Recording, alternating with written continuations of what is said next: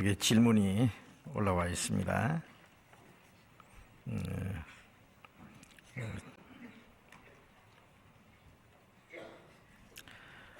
첫째 질문,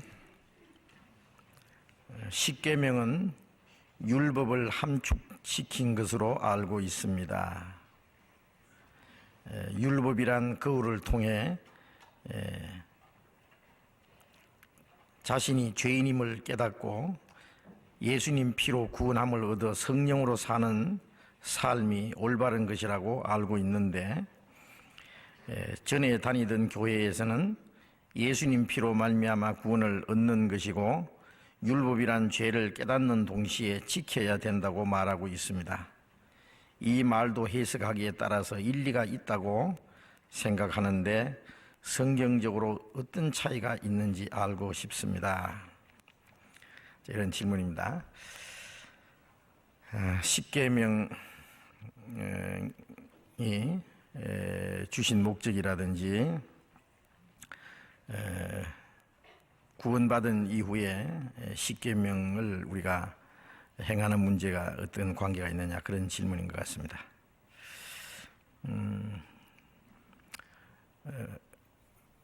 과거에 구원받기 전에 우리가 교회에서 일반 교회에서 생활할 때에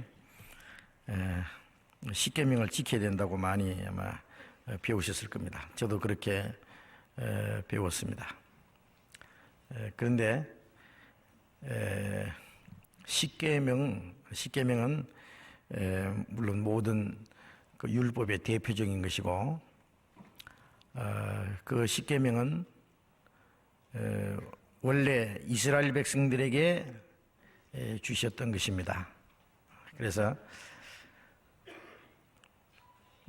이스라엘 민족을 애굽에서 인도해 내신 이후에 광야에서 그들이 지킬 율법을 하나님이 주셨습니다. 그래서 첫 번 이스라엘 백성들에게 주신 것이라는 것을 먼저 생각을 해야 됩니다. 먼저 출애굽기 20장을 찾겠습니다.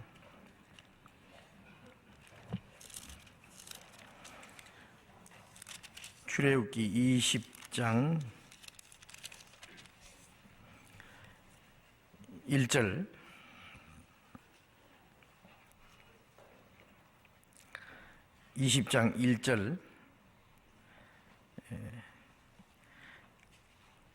하나님이 이 모든 말씀으로 일러 가라사대 나는 너를 애굽 땅 종되었던 집에서 인도하여 낸 너의 하나님 여호와로라. 너는 나 외에 다른 신을 네게 있게 말지니라. 자, 여기에 이스라엘 민족을 애굽에서 인도해 내신 이후에 광야에서 하나님이 그들에게 율법을 주셨습니다. 나는 너희를 애굽 땅에서 종되었던 집에서 인도해 낸 너희 하나님 여호와로라. 여기 이 너를 이라는 것은 이스라엘 민족 전체를 가르치는 겁니다. 이스라엘 민족, 애굽에서 인도해 낸 이스라엘 민족. 너는 나 외에 다른 신들을 네게 있게 말지니라. 자, 이제 이스라엘 민족에게 먼저 주셨다는 걸 생각을 하고, 그리고 이제 율법을 이스라엘 백성들에게 주신 이유가 있습니다. 첫 번, 디모데전서 1장을 찾겠습니다. 디모데전서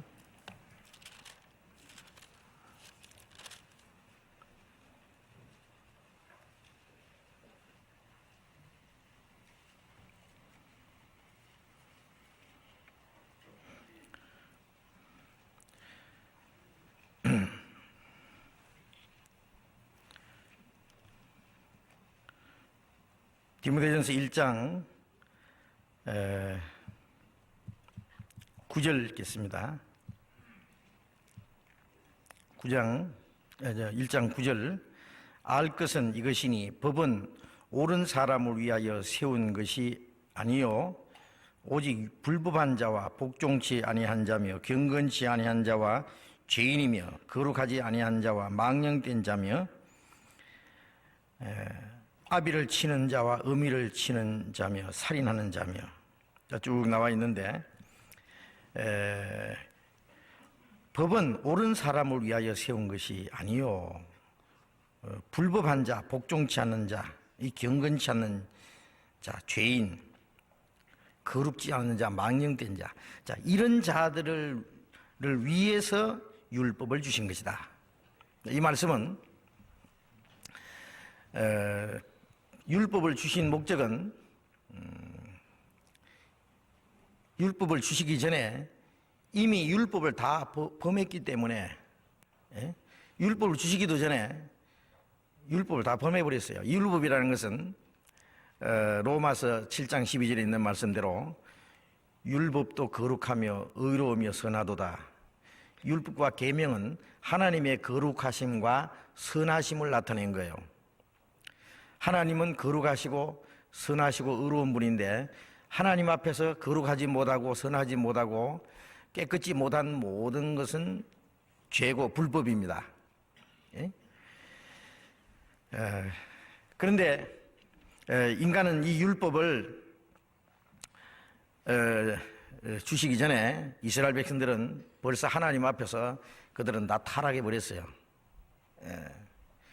모세가 십계명을 받아서 시내산에서 내려올 때에 그 시내산 밑에서 그들은 벌써 우상을 숭배하고 간음죄를 짓고 온갖 죄를 짓고 있었어요. 그래서 율법은 이미 죄를 지은 자들, 범법함을 위하여 더한 것이다. 불법한 자들, 복종치 않는, 경건치 않고 망령되고 거룩하지 못하고 하는 이 죄인들에게 주신 것이다. 왜? 법이 없으면 죄를 죄로 여기지 않잖아요. 이 세상에서도요, 엄연히 나쁜 짓을 해도 그 법이 없으면 그 사람을 처치할 수가 없어요. 이번에 정부에서 특별법이라는 걸 만들었잖아요. 일정한 기한이 지나면은 법을 잘못된 죄를 지었는데도 어떤 기한이 지나면 처벌할 수 없는 그런 문제가 있기 때문에 그것도 잘못됐다. 그래서 또 특별법을 다시 제정한 겁니다. 왜? 그 범법 죄를 지은 자들 처단하기 위해서는 법이 있어야 돼요. 법이 없으면은 분명히 잘못된 것을 알면서도 그걸 어떻게 처리할 수가 없어요. 처치할 수가 없어요. 법이 없으면 죄를 죄로 이기지 않는다 그랬잖아요. 그러니까 이 법을 딱 만들면은 그 죄가 딱 드러납니다. 그리고 그 죄가 어떤 그 형벌을 받을 수 있는 그런 조건이 되는 겁니다. 그래서 하나님이 율법을 주실 때 그들이 죄가 있기 때문에 그들의 죄를 드러내게 하기 위해서, 죄를 지적하기 위해서, 그리고 그 죄에 대해서 어떤 형벌이 있다는 것을 그들에게 가르쳐 주기 위해서 법을 주신 겁니다. 그러니까 지키라고 주신 것이 아니고 그 이미 지은 죄를 깨닫게 하고 그 죄에 대한 어떤 형벌이 있다는 것을 알게 해주는 거예요. 그래서 이 십계명을 가지고 내려가자마자 당장 첫째 계명, 둘째 계명, 셋째 계명 다 범해버렸습니다. 그리고 그들은 간음죄 짓고 별별 죄를 지고 있어요. 그날 3,000명이 그냥 그 자리에서 죽어버린 거예요. 칼로 막 모조리 그냥 이웃이고 친구고 막 형제고 닥치는 대로 쳐 죽이라 했잖아요. 하나님의 진노입니다. 땅이 갈라지고 그냥 사람들이 산채로 막 땅속으로 들어가기도 하고, 하나님의 진노입니다. 그래서 하나님의 거룩하시고 선하시고 의로운 하나님 앞에서 인간의 모든 죄와 거짓과 이런 것이 다 드러나는 거예요. 그렇게 하는 것이 율법입니다. 그래서 사람들은요, 율법을 지켜야지 그만 생각하는데 지키기는 어떻게 지켜요?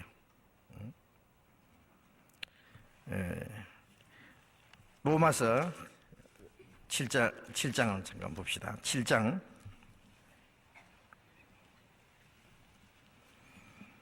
7장 13절 봅니다. 12절, 13절. 이로보건대 율법도 거룩하며 계명도 거룩하며 의로움이 선하도다. 그런즉 선한 것이 내게 사망이 되었느냐. 그럴 수 없느니라. 오직 죄가 죄로 드러나기 위하여 선한 그것으로 말미암아 나를 죽게 만들었으니 이는 계명으로 말미암아 죄로 심히 죄되게 하려 함이니라. 그 선한 하나님의 계명이 내게 사망이 되었다.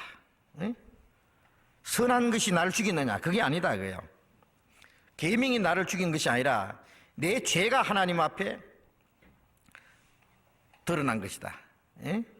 드러나서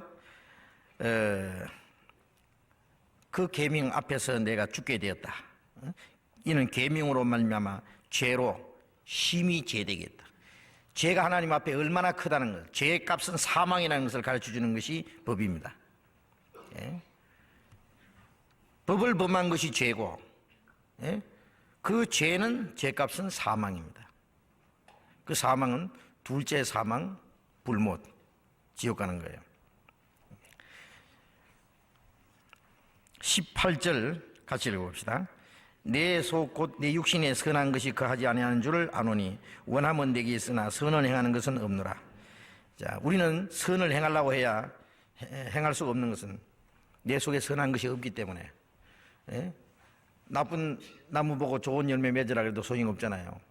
인간은 나면서부터 죄인이고 타락된 마음을보다 거짓되고 심히 부패한 마음을 가지고 있는데 이 인간에게다 거룩하게 살아라, 의롭게 살아라, 선하게 살아라. 그게 율법인데 어떻게 율법을 지켜요?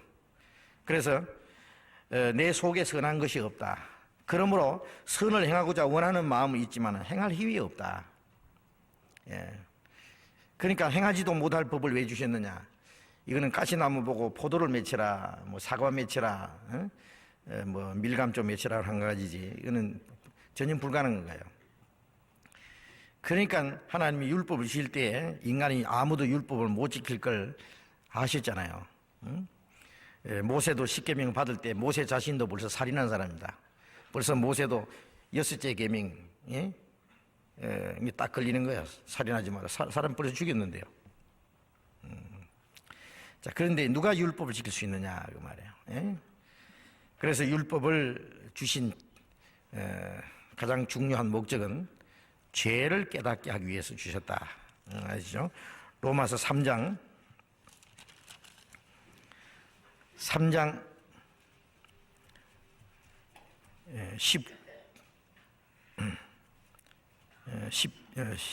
20절 봅시다. 20절 같이 읽겠습니다. 그러므로 율법의 행위로 그의 앞에 의롭다 하심을 얻을 육체가 없나니 율법으로는 죄를 깨달음이니라. 율법을 행함으로 의롭게 될 사람은 하나님 앞에 의롭다함을 얻을 사람은 없다. 육체가 없다는 거예요. 육체를 입은 인간은 하나도 없다. 율법으로는 죄를 깨달음이니라. 율법은 죄를 깨닫게 하는 것이 첫째 목적이에요.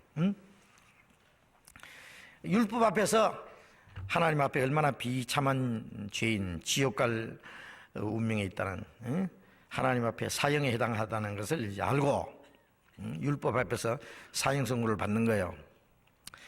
율법 앞에서 사형 선고를 받았는데 그 사형 집행은 누가 받았느냐? 예수님이 받았어요. 우리가 받아야 될 율법의 저주, 그 율법의 심판, 제 삭은 사망인데 그 사망, 제 삭을 주님이 다 예수님의 몸에, 우리 육체로 범한 죄를 예수님의 몸에 다 담당하고 예수님이 율법의 저주를 다 받았어요. 율법의 저주가 사망이잖아요. 제 삭은 사망, 그 율법의 저주예요. 그러니까 율법은 우리에게 사형 선고를 내렸고 그 사형 집행은 예수님이 당한 거예요. 그죠? 갈라디아서 3장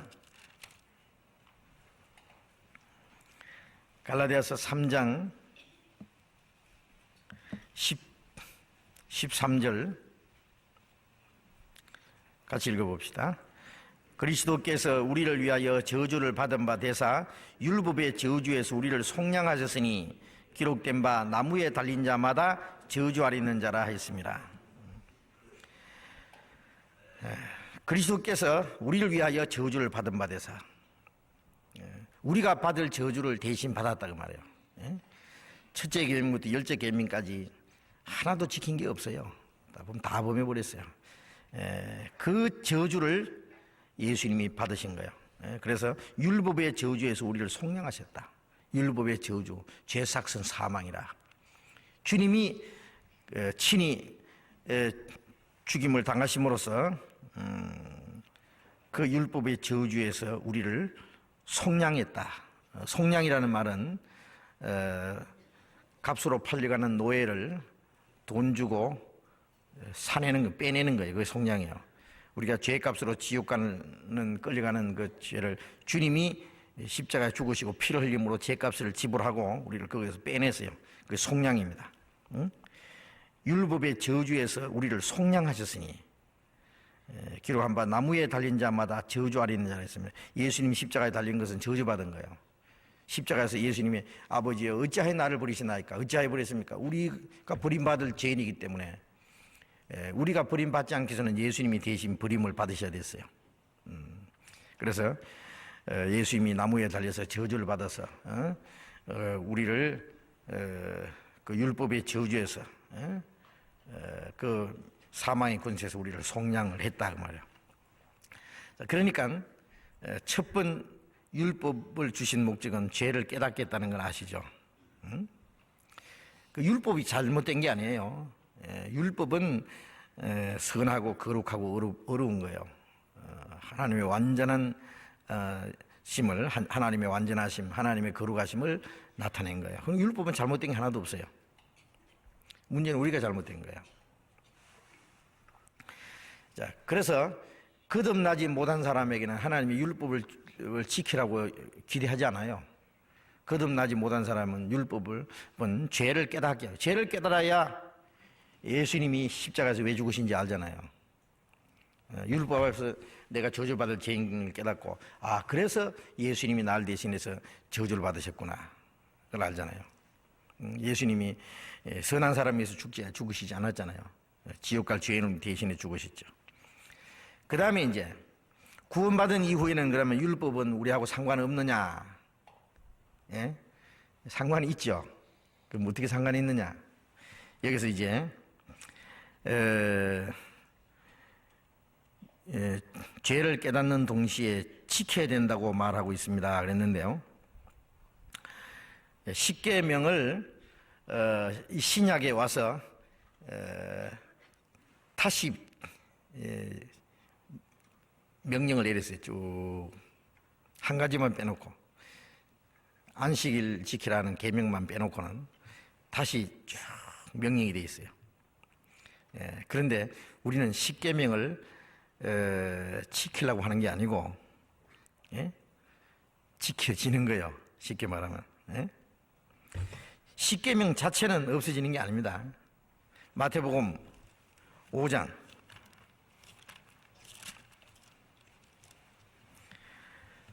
마태복음 5장 17절 내가 율법이나 선지자나 폐하러 온 줄로 생각지 말라. 폐하러 온 것이 아니요 완전케 하려 함이로라. 진실로 너희에게 이르노니 천지가 없어지기 전에는 율법의 1.1획이라도 반드시 없어지지 아니하고 다 이루리라. 율법이나 선지자나 폐하러 온 줄로 생각지 마라. 주님은 폐하러 온 것이 아니죠. 폐한다는 것은 없애버리러 온 게 아니다 그 말이에요. 폐하러 온 것이 아니라 완전케 하러 오셨어요.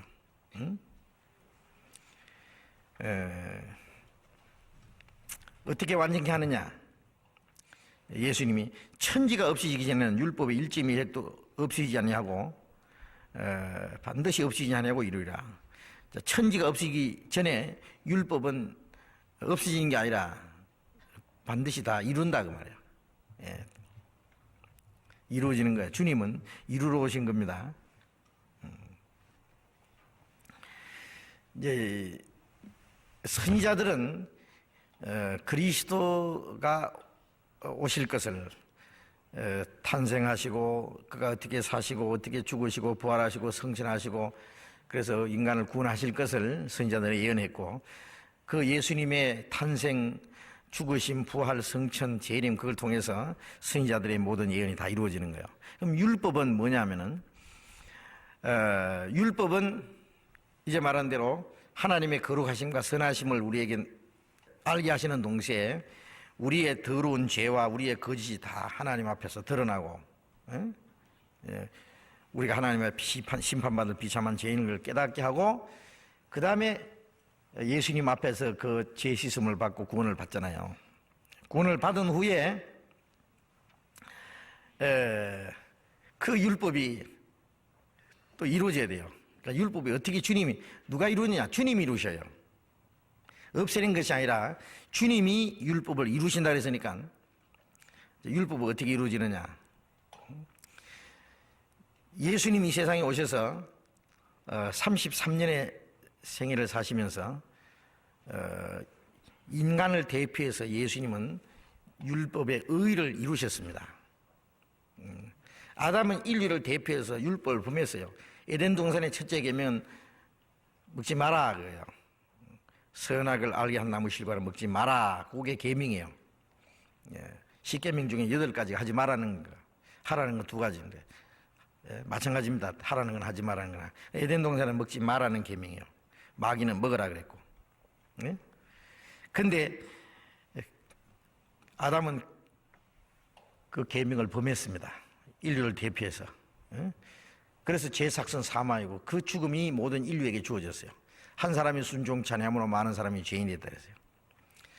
그 아담은 오실자의 표상이라 그랬으니까 예수님은 그 둘째 아담도 되고 마지막 아담도 되고, 예수님은 아담의 운명을 끝내는 분입니다. 첫째 아담은 인간을 대표해서 불순종했고, 그래서 인간에게 죽음을 가져왔고, 그래서 고린도전서 15장 22절에 한 사람으로 말미암아 죽음이 이르렀다. 한 사람으로 말미암아 죽음이 이르렀다. 로마서 5장 12절에는 한 사람으로 말미암아 죄가 세상에 들어오고 죄로 말미암아 사망이 왔다. 또 고린도전 15장 22절에는 한 사람 사망이 사람으로 말미암아 왔다. 그 다음에 한 사람으로 말미암아 그 생명을 우리에게 주셨다. 자, 이제 한 사람에게서 시작된 것이 한 사람으로 해결되는데, 예수님은 인류의 대표입니다. 인류의 대표로서 예수님은 실제로 율법을 행하셨어요. 예수님은 지키려고 할 필요 없이 예수님은 완전히 의인이시기 때문에, 물론 아담도 하나님이 선하게 지으셨지만은 인간이 하나님의 계명 대신에, 말씀 대신에 사탄의 거짓말 받아들임으로 죄인이 됐어요. 하나님은 사람을 선하게 지었으나 사람이 많은 꾀를 냈다 이렇게 되어 있습니다. 그런데 이 예수님 죄 없는 분으로 오셔서 아담 죄 없이 지음을 받았는데 죄를 지었습니다. 예수님은 아담의 자손이 아닌 완전한 의인으로서 오셔서 예수님은 의를 지켰습니다. 마귀의 시험이 있었습니다. 예수님이 마귀의 시험에 넘어지면 예수님도 아담처럼 모든 걸 실패하는 거예요. 그런데 예수님은 마귀의 시험도 다 물리치고, 예수님은 33년의 생애 가운데 하나님의 말씀을 완전히 이루신 분입니다. 그래서 로마서 5장 19절에 한 사람으로 말미암아 죄가 세상에 들어오고, 한 사람이 순종치 아니함으로 많은 사람이 죄인 된 것 같이 한 사람이 순종하심으로 많은 사람이 의인이 되리라. 예수님이 순종하신, 예수님의 생애 가운데 순종하신 것은 우리를 의인을 만들기 위해서, 아담의 불순종으로 우리가 죄인 된 것처럼 예수님의 순종으로 우리가 의인 되는 거예요. 그러니까 율법의 의를 예수님이 이루신 겁니다. 예수님의 생애 가운데 율법을 예수님이 완전히 이루신 거예요. 율법의 의를 우리 대신 지켜주셨다고 말입니다. 그 다음에 율법의 저주는, 우리가 받을 율법의 저주는 예수님 십자가에서 받았습니다. 그렇지 않습니까? 그가 나무에 달려 그 몸은 우리 죄를 담당했다. 율법의 저주에서 우리를 속량했다. 율법의 의는 예수님의 생애 가운데 이루셨고, 율법의 저주는 예수님의 십자가 죽으심으로 이루었고, 그 다음에 율법의 요구가 남아있어요. 율법의 요구는 뭔지 아세요? 그럼 우리는 율법 이제 다 범해도 되느냐? 구원받은 사람이, 율법에 죄져서 구원받은 사람이 율법을 또 범할 수 있겠어요? 응? 이제 율법은 우리에게 뭘 요구합니다. 율법의 요구는 사랑입니다. 예? 그래서 십계명을 둘로 딱 나누면은 마음을 다하고 뜻을 다하고 힘을 다하고 목숨을 다해서 하나님을 사랑하고 이웃을 내 몸같이 사랑하라. 예, 그 십계명은 그 요구는 사랑이에요. 마음을 다하고 목숨을 다해서 하나님을 사랑하는 사람이 하나님께 죄를 짓겠어요? 마음을 다하고 뜻을 다하고 목숨을 다해서 하나님을 사랑할 수 있다면 이웃을 내 몸같이 사랑할 수 있죠. 이웃을 내 몸같이 사랑하는 사람이 살인할 거예요? 간음할 거예요? 돌질할 거예요? 그잖아요. 사랑은 율법의 완성이잖아요. 그러니까 결국 그 사랑인데 그 사랑을 우리 안에 주셨거든요. 로마서 5장 5절에 우리에게 주신 성령으로 하나님의 사랑이 우리의 마음에 부음받음이니. 예. 이제 우리가 구원받은 이후에 이제 성령이 오셨어요. 예? 성령은 뭘 하시느냐 하면은 우리의 생애 가운데서 율법의 요구를 이루게 하시는 거예요. 예. 예수님은 십자가에서는 죄의 저주를 갚아주셨고 성령은 우리에게 오셔서 그 죄의 세력에서 우리를 구원해요. 그 죄의 세력이 우리 육체 속에 있잖아요. 죄를 짓고자 하는 마음. 예. 죄와 사망의 법이 우리 속에 있다 그랬잖아요. 그 성령은 성령의 소유는 육체를 거스린다 그랬잖아요. 육체의 세력을 정복해서 죄를 짓지 않도록 우리를 하여금 하나님의 뜻 가운데서 살도록 우리를 거룩하게 살도록 인도하시잖아요. 그러니까 죄의 권세에서 우리를 구원하는 거예요. 즉 하나님의 말씀을 순종하게 하는 겁니다. 로마서 8장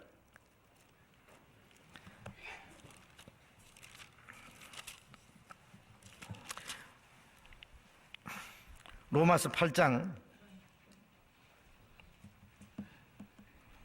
3절입니다. 3절 율법이 육신으로 말미암아 연약하여 할 수 없는 그것을 하나님은 하시나니 곧 죄를 인하여 자기 아들을 죄 있는 육신의 모양으로 보내어 육신의 죄를 정하사 육신을 쫓지 않고 그 영을 쫓아 행하는 우리에게 율법의 요구를 이루어지게 하려 하심이니. 율법이 육신으로 말미암아 연약하여 할 수 없는 그것을 하나님은 하시나니. 자, 율법은 율법은 우리에게 하나님의 뜻을 이루도록 하나님의 선을 이루도록 요구합니다. 그런데 육신은 그걸 이룰 수 없어요. 육신이 연약함으로 하나님의 율법을 하나님의 뜻을 행할 수가 없어요. 육신은 행할 힘이 없어요. 마음은 원이로되 육신이 그걸 할 수 없어요. 그런데 그것을 하나님은 하게 하십니다. 어떻게? 예수님을 자기 아들을 죄 있는 육신의 모양으로 보내서 육신의 죄를 정해서 거기서 우리 죄를 심판하고 그 다음에 구원받은 이후에 우리 안에 성령을 주셔서 이제 육신을 쫓지 않고 그 영을 쫓아 행하는 우리에게 성령을 쫓아 행하는 우리에게 율법의 요구를 이루어지게 하려 합니다. 율법의 요구가 이루어지도록. 율법을 앞에다가 걸어놓고 저걸 지켜야지 해서 이루어지는 게 아니에요. 지키려고 노력해서 이루어지는 게 아니죠. 인간의 노력으로 율법을 지킬 수 없잖아요. 우리 힘으로. 왜? 지킬 힘이 없어요. 어린 아이에다가 쌀가마이를 짊어져 놓고 채찍을 갈기면서 저 언덕 위에까지 짊어지고 가라 그러면 못 가죠. 눌려 죽습니다. 그런데 그 짊어지고 갈 수 있는 힘을 준다면 되는 거예요.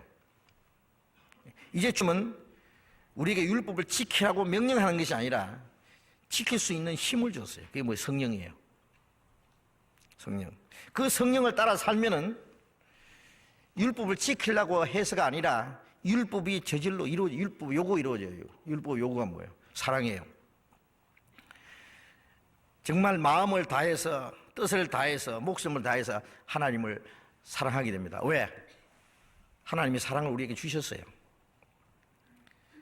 율법은 목숨을 다해서 사랑하라고 하셨고, 이제 주님은 목숨을 다해서 우리를 사랑해 주셨습니다.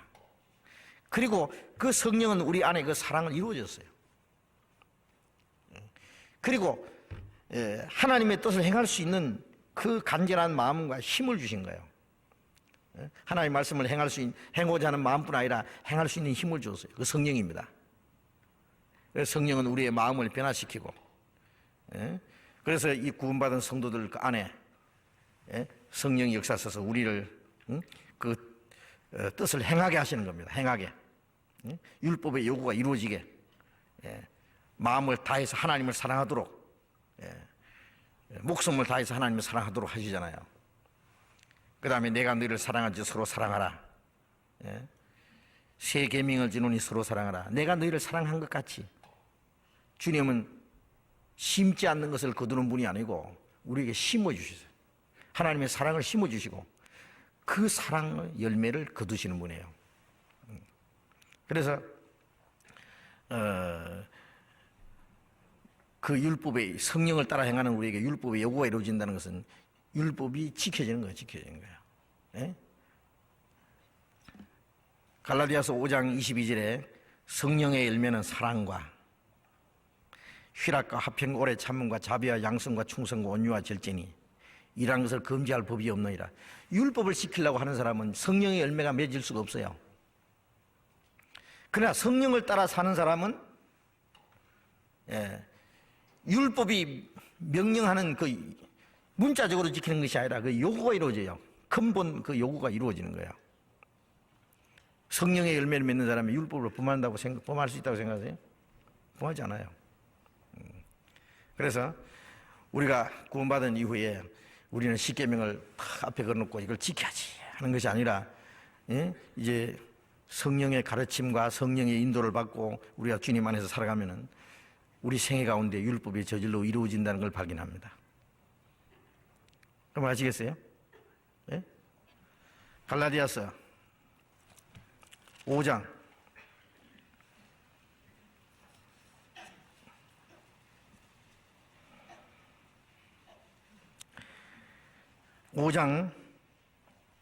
16절 같이 읽어봅시다.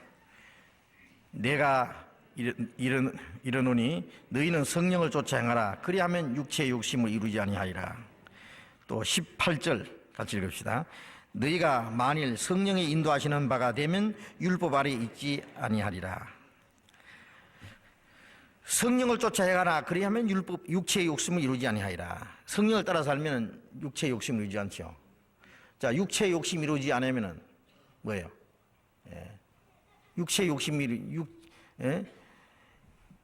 욕심을 따라 살지 않으면은 육체의 욕심이 이루어지지 않고 성령의 요구를 따라 살면은 어떻게 되세요? 율법의 요구는 저절로 이루어지죠. 율법이 원한가? 성령이 인도하시는 바가 되면은 율법 아래에 있지 않다는 말은 율법은 원래 율법 아래에 있는 자에게 주셨어요. 죄인에게 주신 거예요. 우리가 성령을 따라 살면은 율법 아래에 있는 게 아니라 율법 위에 있어요. 한 걸음 앞에 나가고 있는 거예요. 그 율법이 우리를 범죄자로 정죄하지 못해요. 우리가 성령을 따라 살면은 율법에게 정죄를 받지 않는다 그 말이에요. 율법 아래 있지 않다는 말은 율법에 정죄를 받을 필요가 없는 사람이다 그 말이에요. 율법은 율법 아래 있는 자에게 죄인들에게 줘서 율법이 죄를 정죄하도록 우리는 율법 위에서 율법이 명령하는 게 아니라 성령의 명령하심과 성령 인도를 따라 살면은 성령의 열매를 맺어요. 뭐 율법을 지키려고 노래하는 것 그 이상입니다. 그래서 율법을 폐하는 것이 아니라 율법이 이루어지는 거예요. 예수님의 생애를 통해서 율법의 의가 이루어지고 예수님의 죽음을 통해서 율법의 저주가 이루어지고 구원받은 사람들이 성령을 따라 삶으로써 율법의 요구가 이루어지는 거예요. 그래서 예수님이 말씀하신 율법을 다 이룬다는 것은 그렇게 해서 이루어지는 겁니다.